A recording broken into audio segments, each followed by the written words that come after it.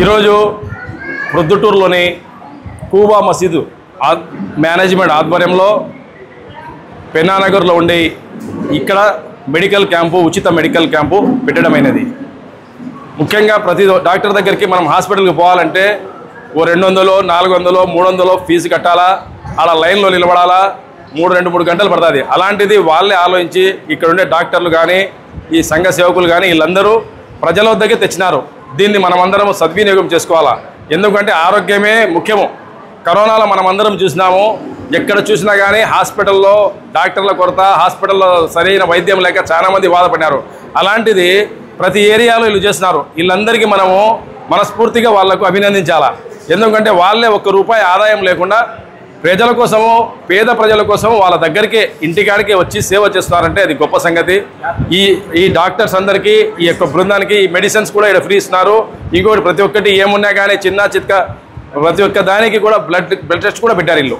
ఇవన్నీ చేస్తున్నారంటే దాన్ని మనం సద్వినియోగం చేసుకొని ఇలాంటి క్యాంపులు మరీ ఎక్కువ పెట్టి ప్రజలకు అందుబాటులో వచ్చేటట్టు చేస్తారు. కాబట్టి ఈ డాక్టర్లకు ఎక్కడున్నా కానీ వాళ్ళ వైద్యానికి, వాళ్ళ వైద్యశాలకు ఖచ్చితంగా మనం అందరం పోయి వాళ్ళకి ఇంకా మనము ప్రోత్సహిస్తే ఇంకా మంచి పనులు చేస్తారు.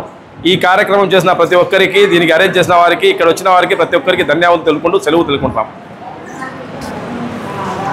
అందరికి ఇవ్వండి సార్, నాకు ఒక్కరికి ఇస్తే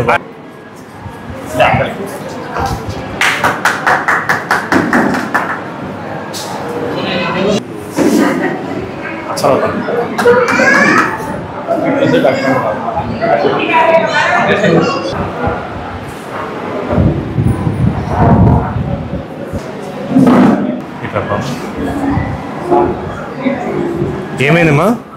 ఎన్ని రోజుల నుంచి ఉందమ్మా జ్వరం? నిన్న పొద్దున స్టార్ట్ అయింది. ఏమైనా దగ్గు జలుబు ఉందా? దగ్గు జలుబు, కడుపు వస్తుంది, వాంతులు కూడా అవుతాయి.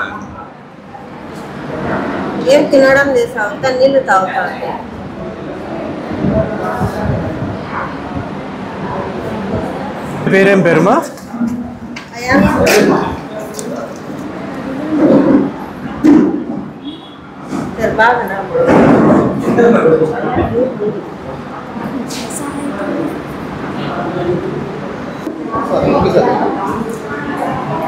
వీరందరికీ నమస్కారం అండి. నా పేరు డాక్టర్ లోకేష్, చిన్నపిల్లల డాక్టర్ని, వారాయి చిల్డ్రన్స్ హాస్పిటల్, పోస్టా కాంపౌండ్, ప్రొద్దుటూరు.